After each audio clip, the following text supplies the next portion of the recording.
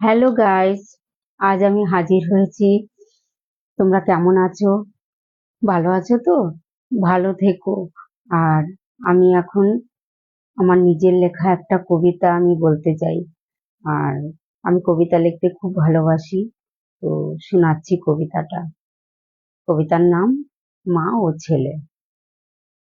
মাগো তুমি আমায় যদি ঘোরাও একটিবার, আমি তবে যাব একটু হাজার দুয়ার।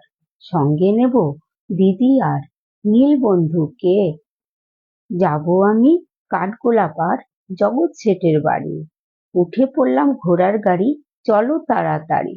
সোনার কাপড় রূপোর কাপড়, বিষ পরীক্ষার থালা, অনেক মজা আসলো আমার, যায় না তো বলা। ঘোড়ায় চড়ে চলো এবার মতিঝিল পার্ক, সেখানে আছে এক আনন্দ বাজার। কত খেলনা, কত দোলনা, কত খাবারের দোকান, সাথে আছে দিয়া, দীপায়ন ও নীল। জানি না কত উঠবে বিল।